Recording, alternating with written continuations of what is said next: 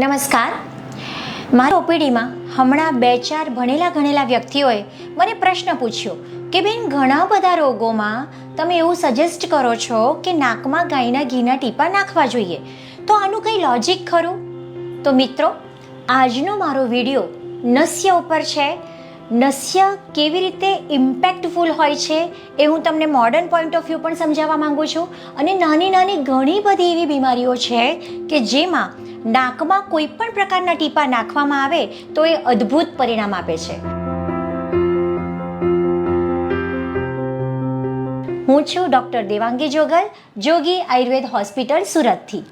આયુર્વેદના મહર્ષિઓએ સરસ મજાની વાત કરી છે. ઉદ્ધ્વા મૂલ મદઃ શાખમ મૃષયમ પુરુષમ વિદુઃ મૂલઃ પ્રહારિણસ્તસ્માત રોગાન શીઘ્રતરમ જયેત. એટલે કે મનુષ્યના શરીરની કલ્પના એક ઊંધા ઝાડ સાથે કરવામાં આવી છે. એ ઝાડનું મૂળ ઉપર હોય અને એની ડાળખીઓ નીચે હોય. જો મૂળ ઉપર પ્રહાર કરવામાં આવે તો બીજા બધા રોગોને આરામથી પરાજિત કરી શકાય છે. આવી સરસ મજાની વાત ઋષિમુનિઓએ કીધી છે. એનો મતલબ છે કે આપણા શરીરમાં સૌથી મહત્ત્વની વસ્તુ છે આપણું માથું, શિર. અને એવું કહેવાય છે કે નાસાહી શિરશો દ્વારમ, આખા શિરનું દ્વાર નાક છે. એટલે જો નાક દ્વારા કોઈ ઔષધ પ્રયુક્ત કરવામાં આવે તો ચોક્કસ એ ટ્રેમેન્ડસ રિઝલ્ટ્સ આપે.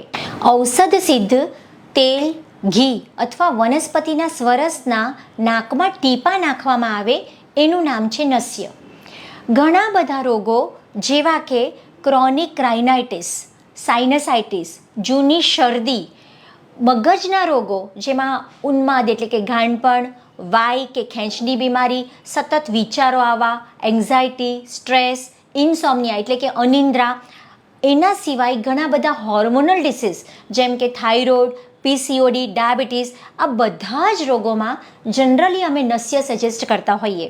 હમણાં જ અમારા એક ગાયનેક મિત્રએ ખૂબ સરસ મને પ્રશ્ન પૂછ્યો કે દેવાંગીબેન, આ તમે કહો છો કે ઉત્તમ બાળક માટે નાકમાં ટીપા નાખવાના અને આવી રીતનું કરવાનું, કંઈ લોજિક સમજાતું નથી. પછી ખૂબ પ્રેમથી મેં એમને સાયન્ટિફિકલી સમજાવ્યું. વસ્તુ એવી છે કે આપણે મોડર્ન પોઈન્ટ ઓફ વ્યૂ જોઈએ તો એનેસ્થેટિક ડ્રગ્સ આપણે નાકથી લઈએ છીએ અને આપણે બેભાન થઈએ છીએ. સો there is some relations between nose and brain. Again, ઘણીવાર આપણે જોયું હશે કે હવે ઇન્સ્યુલિનના સ્પ્રે ચાલુ થઈ ગયા છે. કોન્ટ્રાસેપ્ટિવ સ્પ્રેસ પણ ઘણા બધા કન્ટ્રીઝમાં જોવા મળે છે. તો આ બધી જ વસ્તુ એવી છે કે જે ક્યાંક એવું બતાવે છે કે નાકને બ્રેઇન સાથે રિલેશન છે. નાકમાં ઓલ્ફેક્ટરી નર્વ આવેલી હોય છે જે જનરલી બધાને જ ખબર હોય છે, સૂંઘવાના કાર્ય સાથે સંકળાયેલી હોય છે. નાકમાં જ્યારે કોઈ પણ ટીપા નાખવામાં આવે છે ત્યારે એની જે અસર હોય છે એને આપણે સરસ રીતે સમજવાની કોશિશ કરીએ. બેઝિકલી નસ્યની પ્રક્રિયા જ્યારે તમે કોઈ પંચકર્મ સેન્ટરમાં કરાવો છો ત્યારે એના પહેલાં ફેસ ઉપર ફેશિયલની જેમ સરસ મજાનું માલિશ કરવામાં આવે છે. ગળાની પાછળના ભાગે પણ માલિશ કરવામાં આવે છે. એના સિવાય સ્ટીમ આપવામાં આવે છે. હવે બેઝિકલી આ શેક અને માલિશની જે પ્રક્રિયા મોઢાના ભાગે, માથાના ભાગે કરવામાં આવે છે એનાથી ત્યાંનું લોહીનું પરિભ્રમણ વધી જાય છે.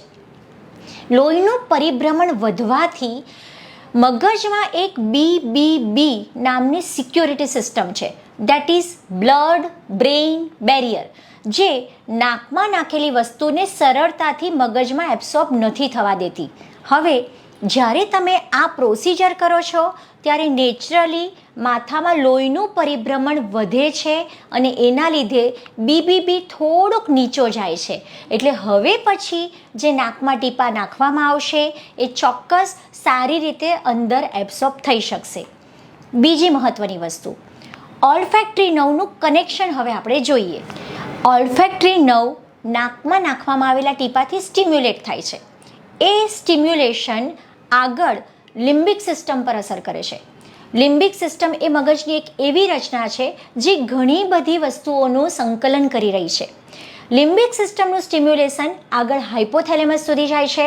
હાઇપોથેલેમસનું એ સ્ટિમ્યુલેશન એન્ટિરિયર અને પોસ્ટિરિયર પિટ્યુટરી ગ્લેન્ડને સ્ટિમ્યુલેટ કરે છે. સો અલ્ટિમેટલી નાકમાં નાખવામાં આવતા ટીપા એ પિટ્યુટરી ગ્લેન્ડને સ્ટિમ્યુલેટ કરે છે, which is the master gland of the body.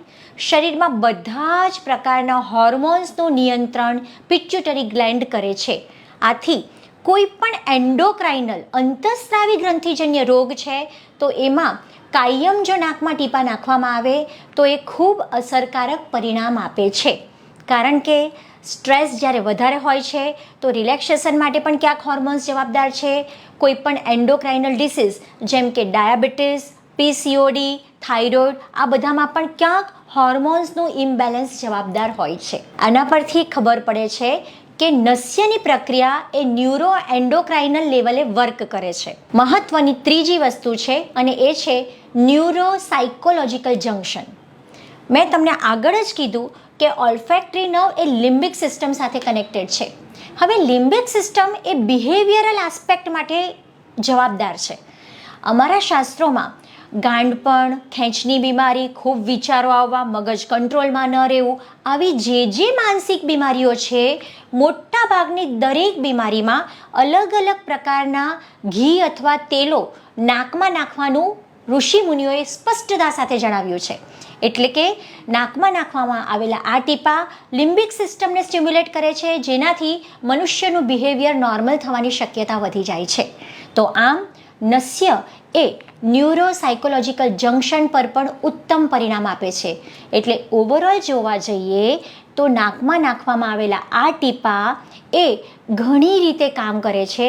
કોઈ પણ એન્ડોક્રાઇનલ ડિસીઝીસ, કોઈ પણ ન્યુરોલોજીકલ ડિસીઝીસ અને કોઈ પણ સાયકેટ્રિક ડિસીઝમાં આ ટીપા અદ્ભુત પરિણામ આપે છે. હવે ઋષિમુનિઓ શું કહે છે એના પર એક નજર નાખીએ. આચાર્ય ચરકે સરસ મજાનો શ્લોક લખ્યો છે અને એ શ્લોક જો તમે વાંચો ને તો ચોક્કસ આજથી જ તમે નશ્ય ચાલુ કરી દો.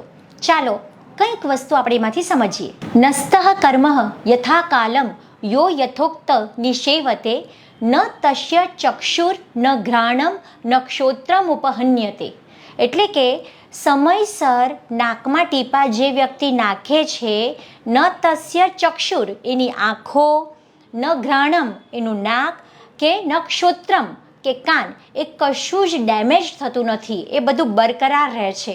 એટલે કે આયુર્વેદ મતે તમારી બધી ઇન્દ્રિયોને ઉંમર વધવાની સાથે બગડે નહીં એના માટેનું સર્વશ્રેષ્ઠ સાધન નસ્ય છે. ત્યાર પછી ચરકાચાર્ય સરસ મજાની વાત કરે છે. ન સ્યુ શ્વેતા ન કપિલા કેશાહ શ્મશ્રુની વા પુનઃ ન કેશાહ પ્રમુજ્યતે વર્ધતે ચ વિશેષતઃ. એટલે કે નાકમાં જે ટીપા નાખે છે એવા વ્યક્તિઓના દાઢી અને માથાના વાળ સફેદ પણ નથી થતા અને વારંવાર ખરતા પણ નથી અને ખૂબ સરસ ગ્રોથ થાય છે, જે આજકાલ મોટા ભાગે બધાની જરૂરિયાત છે. હું ખૂબ સ્પષ્ટતા સાથે એક સરસ મજાની વાત શેર કરું છું કે એક વખત હું જાહેરમાં સેમિનાર લેવા ગઈ. બધાની વચ્ચે મને એક સિનિયર કેજીના બાળકના મમ્મીએ પૂછ્યું કે બેન, મારા બાળકના 2 વાળ સફેદ છે, વોટ શુડ આઈ ડુ? અને મેં ખાલી બધાની વચ્ચે એટલો જ જવાબ આપ્યો કે બેન, રોજ રાત્રે સૂતી વખતે બાળકના નાકમાં તમે ગાયના ઘીના ટીપા નાખો અને 3 મહિને એક વખત મને મળી જજો. લગભગ 17 કે 20 દિવસ પછી એ બેન મારી પાસે આવ્યા અને ખૂબ આનંદિત ચહેરે એમણે મને જણાવ્યું કે બેન, મારા બાળકના નીચેના બંને વાળ હવે કાળા આવવાના શરૂ થઈ ગયા છે. બસ આ જ તાકાત છે આયુર્વેદિક નસ્યની. એના પછી ચરકાચાર્ય ફરીથી કહે છે, મન્યાસ્તંભ શિરશૂલ મર્દિતમ હનુસંગ્રહ પીનસ અર્ધાવ ભેદોશ્ચ શિરઃ કંપશ્ચ સામ્યતિ.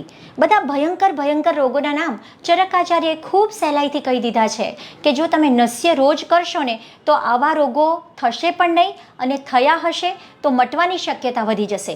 કયા રોગો?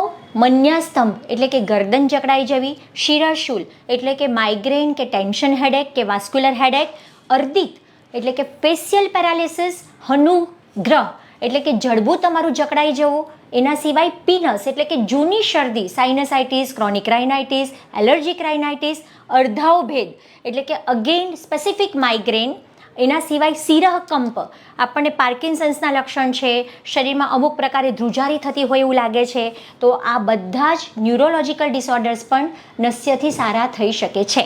આગળ ચરકાચાર્ય કહે છે કે જો રોજ નાકમાં ટીપા નાખવામાં આવે તો એનાથી સ્વર તમારો સ્થિર અને પ્રબળ બને છે, બધી જ ઇન્દ્રિયો બળવાન બને છે, વૃદ્ધાવસ્થાને તમે પાછી ઠેલી શકો છો અને ઉધ્વ જતૃગત વિકારો એટલે કે ખભાની ઉપરના રોગોને આવતા અટકાવી શકો છો. કેટલી અદ્ભુત વાત. હમણાં એક બહેને મને પૂછ્યું કે બેન, રાત્રે તમે નાકમાં ટીપા નાખવાનું સૂતા પહેલાં કહો છો, અમે ટીપા નાખીએ અને કંઈક થઈ ગયું તો અમારે ક્યાં જવું? એટલે મેં બહુ જ શાંતિથી સમજાવ્યું કે મોટા ભાગે આપણને ટેવ નથી હોતી, એટલે આપણે એવું વિચારી લઈએ છીએ કે ટીપા નાખવાથી કશુંક થઈ જશે. તો ક્યારેય કોઈને હજી સુધી કશું થયું નથી. એટલે આરામથી તમે એને ધીમે ધીમે ટેવ પાડી શકો. પહેલા દિવસે 2 કે 3 ટીપા નાખો, એક એક ટીપું વધારતા જાઓ અને વધારીને તમે 6 થી 8 ટીપાએ પહોંચી શકો. જો તમે સિમ્પલ ગાયના ઘીના ટીપા નાખી શકો, એ તમને સૂટ નથી થતું, તો તલનું તેલ, દિવેલ, કોપરેલ, કોઈ પણ લિપિડ રીચ મટીરિયલ તમે પસંદ કરી શકો. કે મોટા ભાગે બ્રેઇન પણ લિપિડ રીચ મટીરિયલ છે, એટલે નાકમાં આવા કોઈ પણ ટીપા નાખવામાં આવે તો એ મગજને ચોક્કસ પોષણ આપશે. આયુર્વેદમાં આવી રીતે રોજ ઘરે ટીપા નાખવાની પ્રક્રિયાને પ્રતિમર્શ નસ્ય કહેવામાં આવ્યું છે. એટલે કે પ્રતિમર્શ નસ્ય રોજ વ્યક્તિ પોતાની જાતે જ પોતાના ઘરે કરી શકે.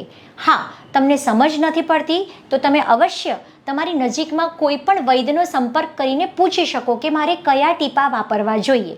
તો મિત્રો, આ સરસ મજાની વાત છે, તમે તમારા ગ્રુપમાં શેર કરજો.